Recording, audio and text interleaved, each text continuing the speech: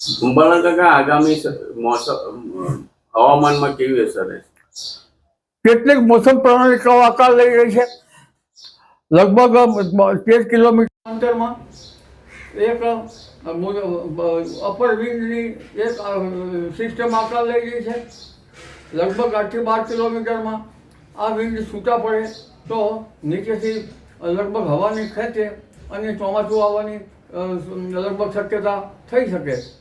બીજી મોસમ પ્રણાલિકા અંગે જોઈએ તો તારીખ લગભગ 17 થી બાદ લગભગ 1.5 કિલોમીટરના ઉપરમાં અપર વિન્ડ છે અને એ બંગાળ તરફથી આવી બંગાળના ઉપસાગરમાંથી પૂર્વ ભારત તરફ આવે છે. આ સિસ્ટમ જે છે 17 થી 19માં અપર વિન્ડ લગભગ 1.5 કિલોમીટરના છે. અરબ સાગરમાં પણ એક આવી સિસ્ટમ બને છે. આ બધી મોસમ પ્રણાલિકાની વાત થઈ, પરંતુ અન્ય વાત કરીએ તો આગામી 7 દિવસમાં ગરમી પર પુષ્કળ પડવાની શક્યતા છે. લગભગ ઉત્તર ભારતમાં 43 ડિગ્રી સેલ્સિયસ જેવું મહત્તમ ઉષ્ણતામાન થઈ શકે અને ગુજરાતના ભાગોમાં લગભગ 40 ડિગ્રી સેલ્સિયસ જેવું મહત્તમ ઉષ્ણતામાન થઈ શકે. સુરેન્દ્રનગર અને ઉત્તર સૌરાષ્ટ્રના કેટલાક ભાગમાં 41 ડિગ્રી સેલ્સિયસ જેવું મહત્તમ ઉષ્ણતામાન થઈ શકે.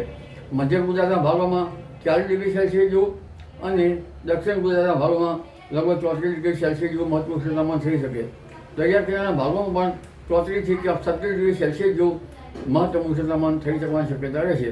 ઉત્તર ગુજરાતના ભાગોમાં પૂર્વ ગુજરાતના ભાગોમાં પણ 38-39 ડિગ્રી સેલ્સિયસ જેવું મહત્તમ ઉષ્ણતામાન થશે. એટલે આગામી લગભગ 4-5 દિવસ ગરમી પડશે અને તબાહ કરનારી આ ગરમી ભેજના કારણે રહેશે. આ ઉપરાંત એક સૂકા પવનો લગભગ ઉત્તર ભારતમાં મુકાઈ ગયા છે, એટલે ઉત્તર ગરમી છે અને આ સૂકા પવનોના કારણે પશ્ચિમના પવનો છે.